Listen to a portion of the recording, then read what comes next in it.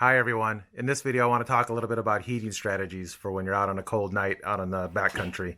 When I'm out, I either sleep in 3 or 4 different methods. I have a tent with a cot that if I'm not going to move much, I'll just set that up. I also sleep in some cabins. There's dozens of cabins throughout the backcountry in Southern California and Nevada areas that we go to, and some of them are quite habitable. Sometimes we'll set a cot up in there.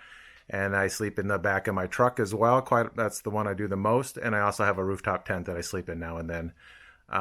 In California, we've got the opportunity to basically off-road year-round. So it boils down to we end up in situations where we get pretty darn cold at night, including down into the teens.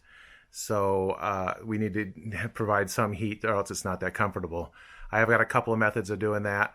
For the most part, the heat that we provide when we're in these situations, if we're in a cabin or near a cabin, there's almost always a stove or what you want to call it. Sometimes there's a barrel with a flue or something like that. But we'll heat the cabin with that for hanging out and, typically eating and stuff like that. It makes it a lot more comfortable if it's windy, cold, or whatever. But when it comes to nighttime, if we're not in the cabin, if I'm in my tent, rooftop tent, or in my truck, it's going to be darn cold when you go to bed and it's in the teens. So typically my strategy is just to use a buddy heater, and I use it to heat up the location I'm at, usually my truck, for a while, like maybe 5-10 minutes is about all I need. And it heats it up quite a bit in the evening. And then I turn the heater off. Then in the morning, I'll turn it back on again when I'm ready to get out of bed. And I want to kind of warm in there to get dressed and so forth.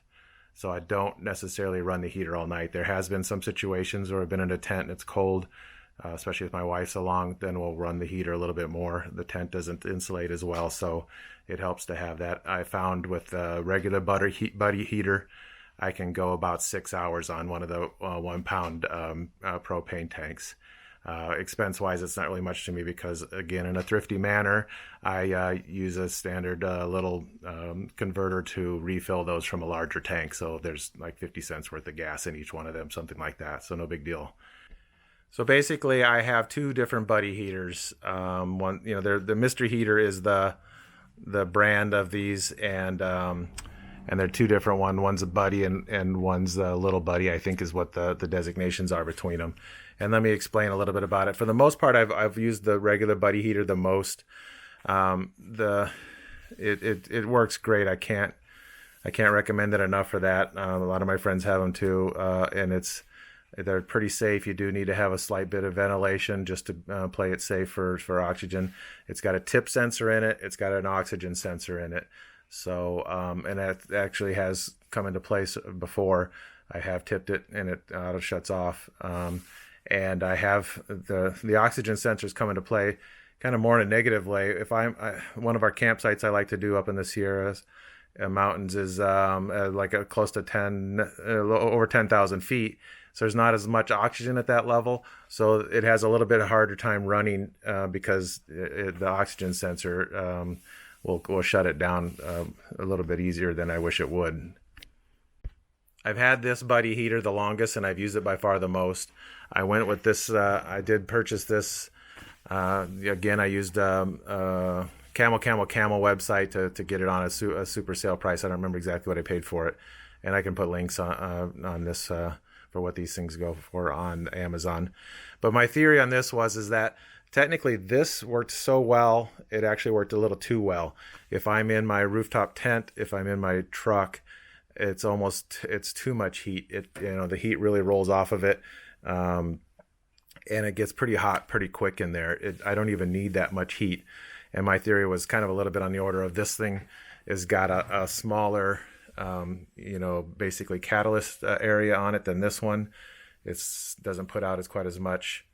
And I also thought this headpiece here is considerably smaller than this.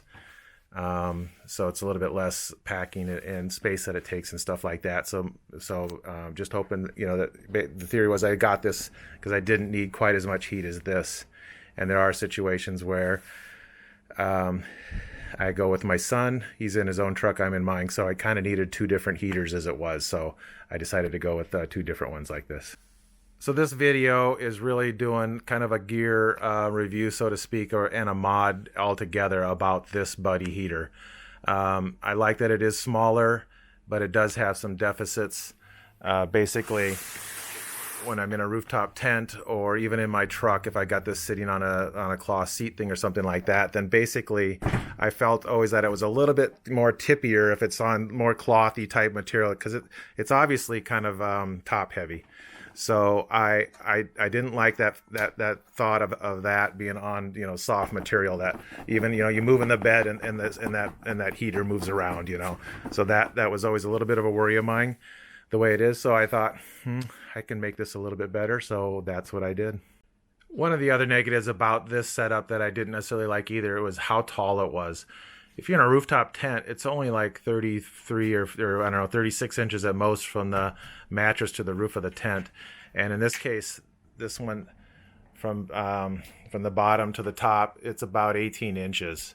So these kind of like already right off the bat, you're halfway to your roof and you're shooting right up at your roof. So that was one of the factors that I also wanted to change with this mod. Okay, so what I've done to mod this a little bit is I've just taken a piece of standard 2x6 I've had sitting around.